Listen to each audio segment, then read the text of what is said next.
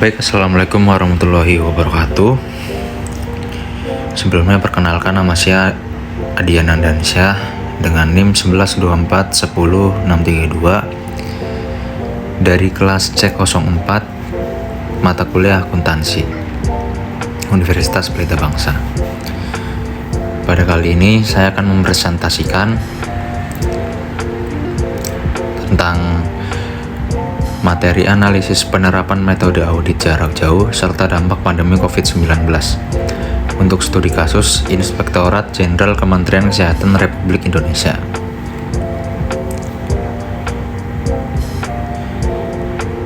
Baik, untuk slide yang selanjutnya ada pendahuluan. Pandemi COVID-19 memaksa Inspektorat Jenderal Kementerian Kesehatan beralih ke audit jarak jauh untuk menjaga efektivitas pengawasan APBN.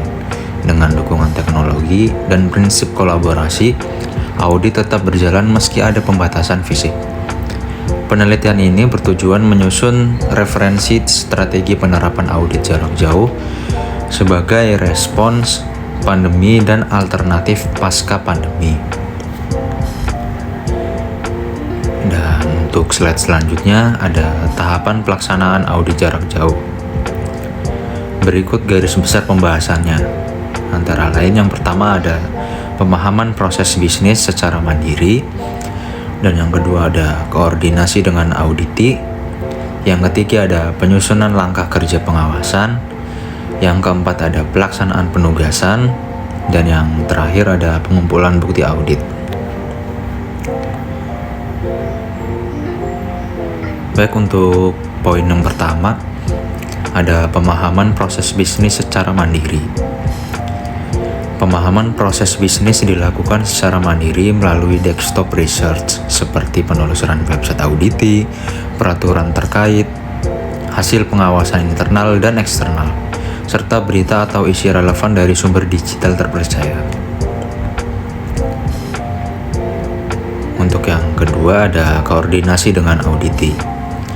Tim audit dapat berkoordinasi dengan auditi untuk memperdalam pemahaman proses bisnis melalui berbagai teknik, seperti mengkaji dokumen yang tidak diperoleh secara mandiri, melakukan observasi atau wawancara jarak jauh melalui video conference, melakukan walkthrough dengan teknologi komunikasi dua arah, meminta informasi secara virtual kepada pihak terkait, serta menyusun kuesioner untuk menggali informasi mengenai pengendalian proses bisnis.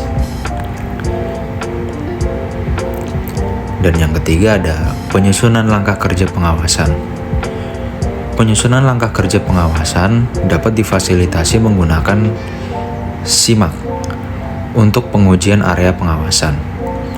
Dalam pengawasan jarak jauh, tim audit perlu merancang teknik dan prosedur yang dapat dilakukan secara remote, serta memberikan panduan terkait tools atau media yang digunakan. Yang keempat ada pelaksanaan penugasan. Pelaksanaan penugasan bertujuan memperoleh bukti audit yang relevan, memadai, dan kompeten untuk menyusun temuan, simpulan, dan rekomendasi. Kegiatan utamanya meliputi pengumpulan bukti pengawasan, serta penyusunan dan penyampaian berita acara pembahasan hasil pengawasan. Tim audit juga dapat berkolaborasi dengan SKI Eselon 1 dengan tetap mengevaluasi keandalan hasil kerja SKI melalui rapat virtual, komunikasi nota dinas elektronik, atau metode lain yang sesuai. Dan yang kelima ada pengumpulan bukti audit.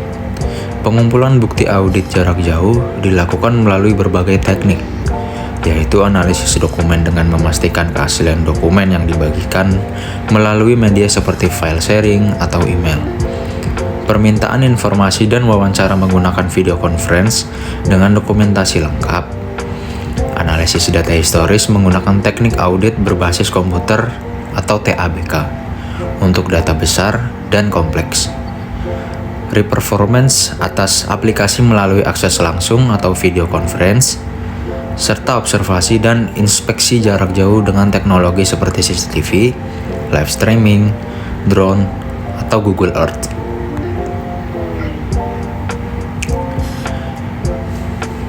Untuk selanjutnya ada pembahasan. Setiap penugasan pengawasan pada dasarnya dapat dilakukan jarak jauh.